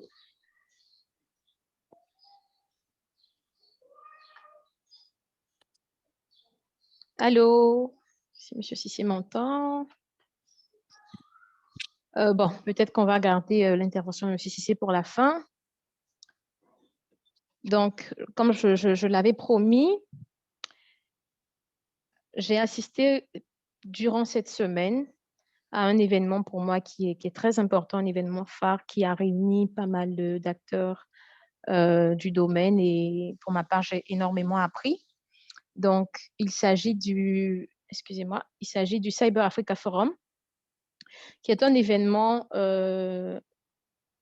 de référence en matière de cybersécurité et de confiance numérique sur le continent africain, donc, qui a eu lieu le 24 et le 25 avril 2023. Donc, c'était cette semaine au Sofitel Abidjan Hôtel L'Ivoire, qui a accueilli divers experts du continent. Donc, on a pu voir des représentants du gouvernement, de différents gouvernements, que ce soit de la Côte d'Ivoire, du Congo, etc. Des représentants de cabinets d'études, de l'OAT, qui œuvrent beaucoup dans ce domaine avec le cyber-risque. Ils sont une référence en la matière. Ils avaient des représentants sur place.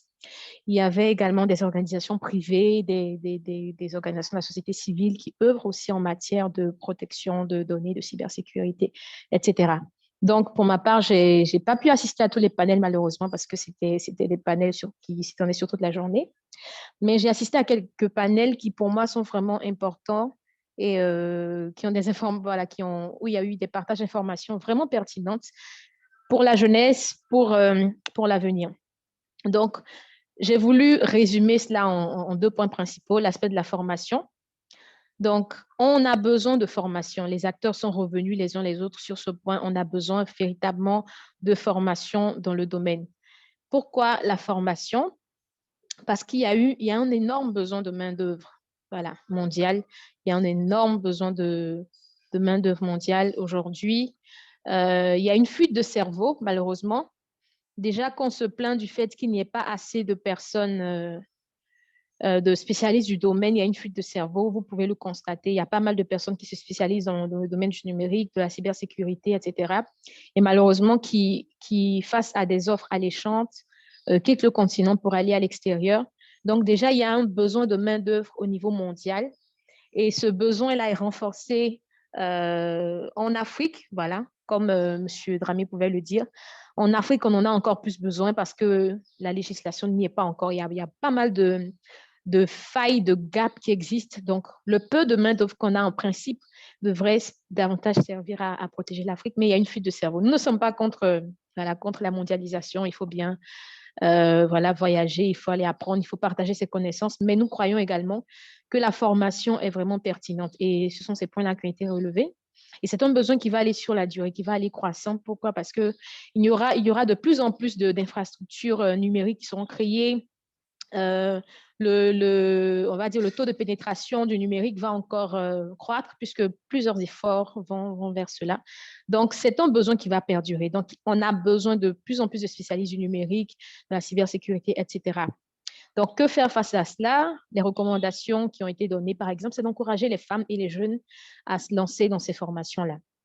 Donc, il faut vulgariser la cybersécurité, vulgariser tous les métiers du numérique, la rendre moins élitiste. Pourquoi? Parce que comme je répète encore, M. Dramé l'a dit, lorsqu'on regarde de loin, on a l'impression que c'est vraiment quelque chose de très brillant. Il faut forcément être très calé avant de s'y lancer. Pas forcément, parce que pour ma part, si je prends mon parcours à moi, de base, je suis juriste en droit des affaires. J'avoue que depuis la 3e année, j'avais envie de me spécialiser en droit du numérique. Malheureusement, il n'y avait pas assez de formation. Donc, c'est aussi un clin d'œil aux organismes de formation dans nos pays. Il n'y avait pas la formation accessible dans l'école où j'étais. Je m'étais renseignée auprès de mes profs. Bon, ils m'ont dit que peut-être d'ici là, quelque chose va se faire, mais malheureusement, ça ne s'est pas fait. Donc, j'ai terminé mon cursus normal jusqu'au Master 2. Je m'étais spécialisée en passation des marchés. Bon, ça aussi, c'est quelque chose de très pertinent pour l'Afrique. Et plus tard, j'ai connu le master en droit du cyberespace que propose l'UGB, l'Université Gaston Berger, que j'ai eu à faire en 2020.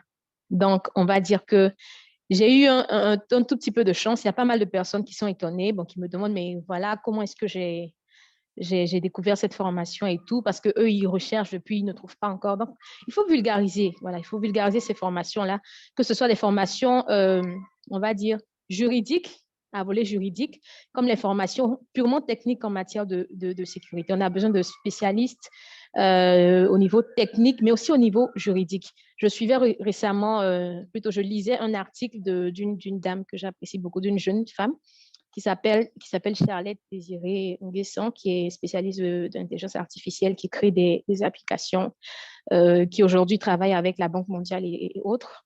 Et elle pouvait relever dans son article que vraiment, on aura besoin de toutes ces personnes-là. Et moi, j'ai aimé le clin d'œil, malgré qu'elle est spécialiste de l'IA. Elle est au niveau purement technique, elle a également mentionné qu'on avait besoin de juristes. Parce que tout programme, toute idée novatrice, tout ça, il faut derrière un cadre juridique comme garde-fou pour les encadrer. Donc, ne vous dites pas, voilà, je suis juriste, ça ne m'intéresse pas. Non, on a besoin de juristes également spécialisés dans ce domaine, des personnes comme M. Cissé, comme M. Dramé et autres, qui peuvent apporter en plus. Autant on forme des techniciens, des personnes qui sont spécialisées en cybersécurité, en data risk, etc. On a besoin aussi de juristes derrière. Voilà, des juristes qui iront peut-être un peu plus loin, qui s'intéresseront vraiment à l'aspect technique, pas comme des techniciens voilà, habituels, mais qui iront quand même en profondeur pour pouvoir davantage proposer des idées, proposer des cadres juridiques adaptés. Donc, il faut la rendre moins élitiste. Il faut juste être curieux pour moi. Pour moi, c'est ça vraiment le point. Il ne faut pas penser que c'est réservé à une catégorie de personnes qui ont eu un bac scientifique avec mention très bien et tout. Non, pas forcément bac scientifique. Bon, moi, je suis littéraire. Je ne sais pas si M. Cissé et M. Dramé ont eu des bacs littéraires. Mais vraiment, on a besoin de spécialistes. Ou même des personnes qui se reconvertissent. Ils ont également évoqué ce point-là. Vous pouvez vous reconvertir, vous pouvez avoir un parcours tout autre et être attiré par ça ou bien voir le besoin qu'il y a en Afrique de pouvoir cultiver ces éléments. Voilà, monsieur, c'est littéraire de base. Donc, pour ceux qui sont curieux, qui ont envie d'apprendre, vous pouvez essayer de vous reconvertir. Il y a des formations, des parcours de 6 mois qui ont été évoqués, voilà, pour vous former dans le domaine du numérique et autres, pour faire des recherches. Pourquoi pas même un bac informatique, ça a été évoqué, pour des questions de spécialisation. Pourquoi attendre que ce soit en Master 2? Parce que monsieur Cissé pourra confirmer. Je ne sais pas s'il y a d'autres formations juridiques en licence, au niveau licence, en termes de droit du numérique. Donc, moi, il m'a fallu faire un Master 2 de spécialisation, donc en une seule année, pour apprendre. Donc, pourquoi ne pas commencer plus tôt? Pourquoi ne pas faire des bacs ils ont dit des bacs informatiques. Moi, je pourrais ajouter des bacs on va dire littéraux numériques. Mais vraiment, voilà, un peu. Oui, vous pouvez y aller. Ouais, je voulais juste rajouter quelque chose par rapport à ce que vous venez de dire là. Au Sénégal, depuis quelques années maintenant, on a à l'université de Bambey, je ne sais pas si vous la connaissez, l'université Assane Diop de Bambey.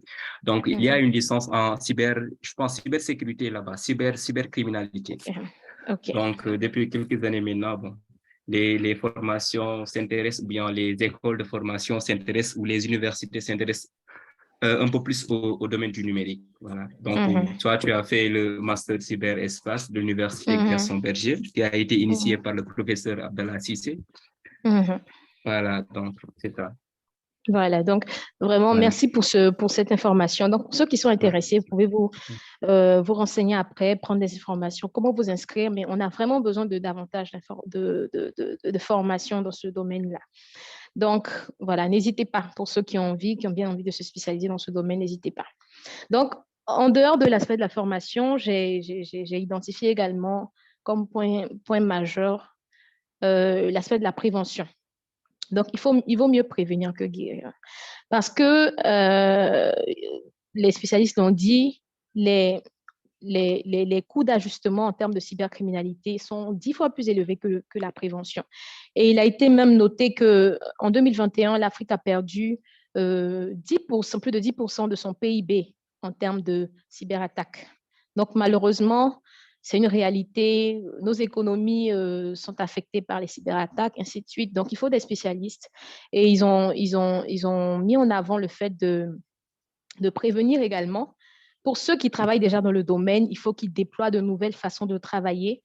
Ils ont évoqué le Security by Design, voilà, qui est une démarche inclusive dans la mise en œuvre des contrats. Donc, à chaque fois qu'on doit déployer une nouvelle technologie, qu'on doit faire quelque chose, qu'on doit faire appel à une tierce partie, qu'elle soit interne ou externe, il faut mettre avant tout propos la sécurité. Voilà, il ne faut pas juste attendre qu'on a déjà déployé. Voilà, c'est maintenant qu'on va vouloir venir chercher de part et d'autre comment sécuriser les éléments.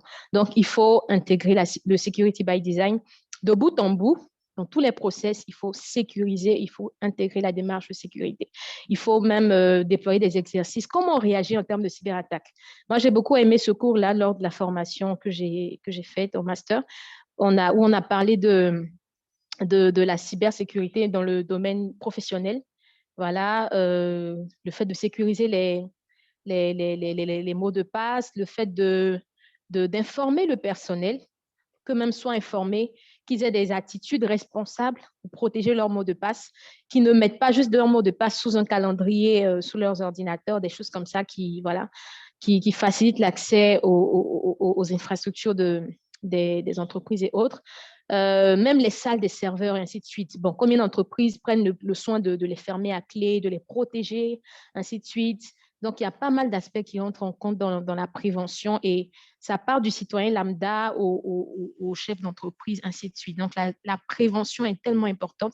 Il y a même eu, pendant les échanges, il y a eu un spécialiste comment on appelait ça, de la négociation des ransomware, c'est-à-dire lorsqu'il y a de grosses attaques qui sont faites par des groupes terroristes, il y a des groupes terroristes qui travaillent, des groupes de cyberattaques qui travaillent, qui se mettent ensemble pour déployer des attaques informatiques, pour pouvoir voler des millions dans les banques, ainsi de suite. Donc, ces groupes-là existent et aujourd'hui, on est obligé d'avoir recours à des personnes pour négocier face à ces géants-là, pour pouvoir récupérer les systèmes. Et c'est vraiment dommage parce que parfois, derrière la prévention n'est pas faite. Tout le monde a accès aux salles des serveurs, tout le monde a accès à toutes les informations.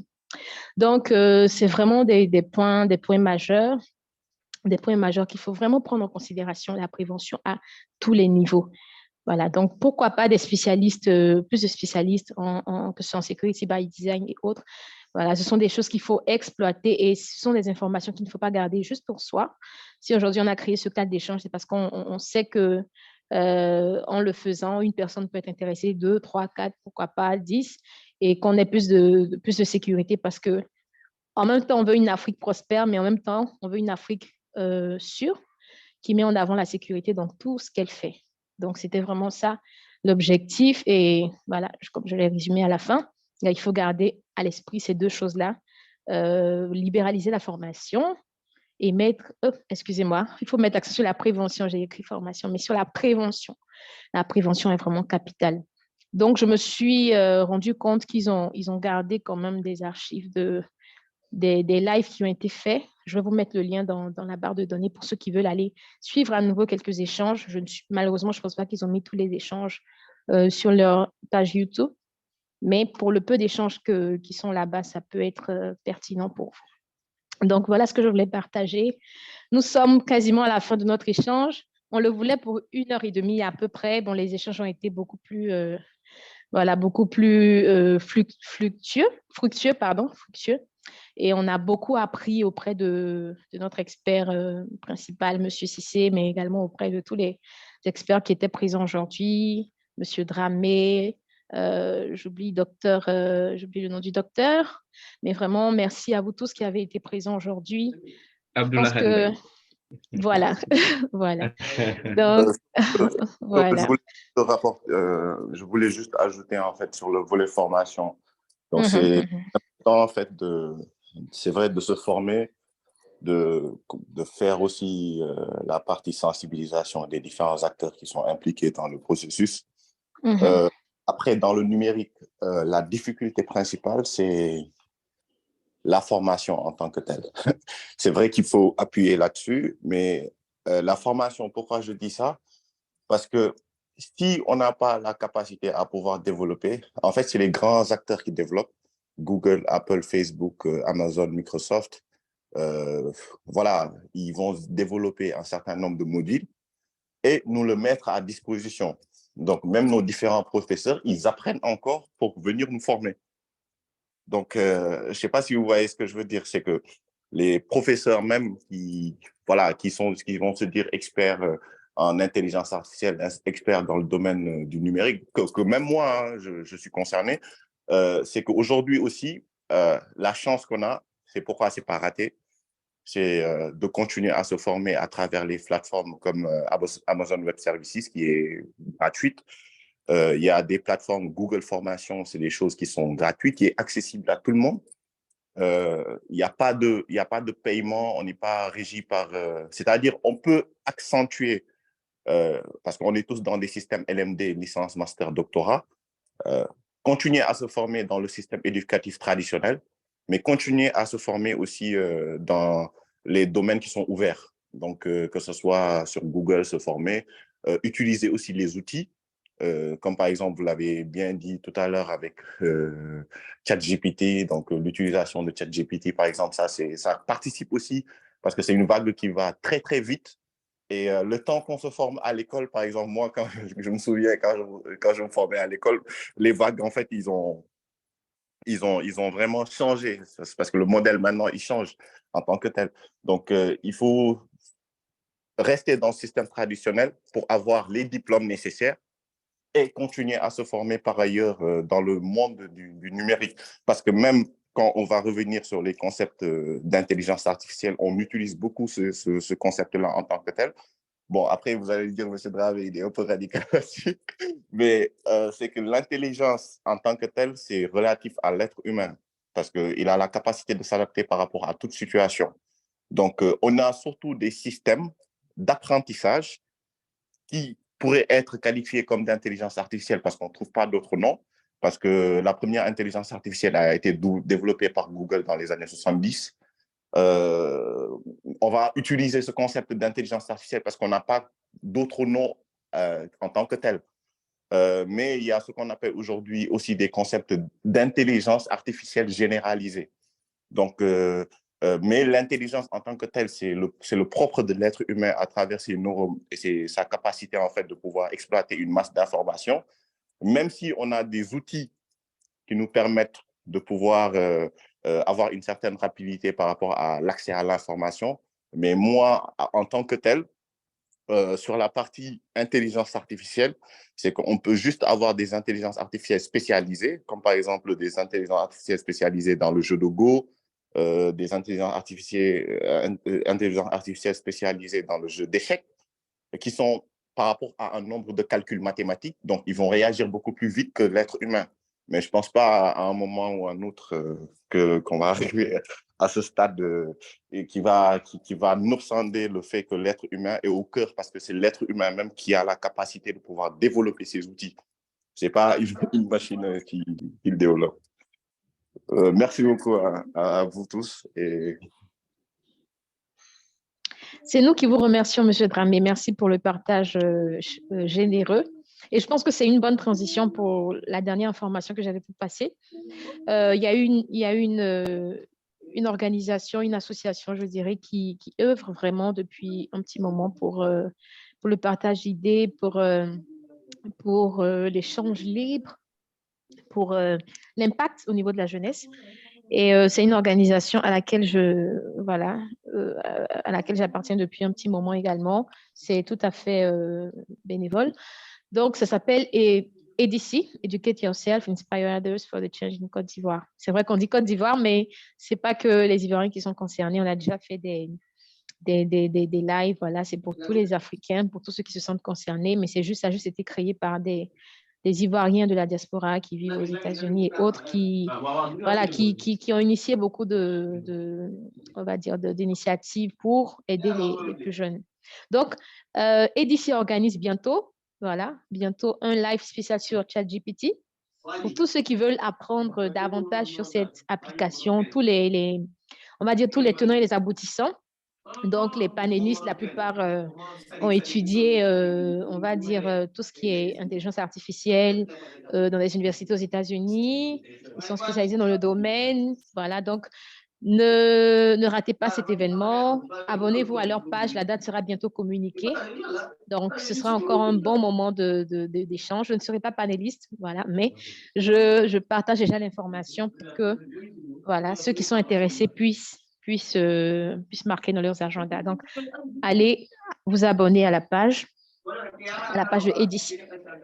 Donc, voilà un peu encore nos remerciements chaleureux à M. Cissé, vraiment. Merci.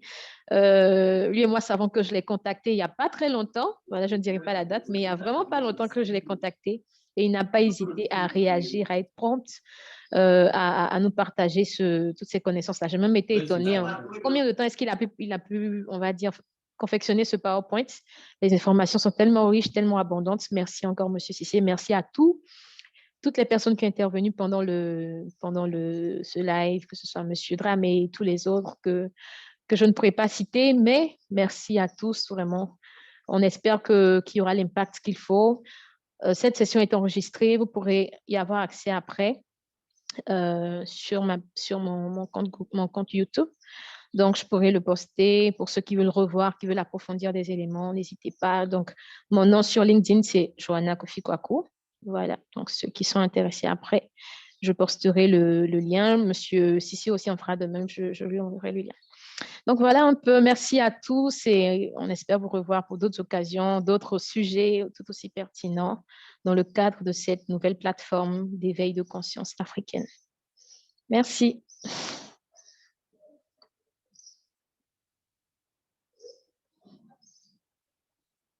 Merci beaucoup. Merci encore, madame. Merci. Merci beaucoup. Merci beaucoup. À vous le merci pour votre présence.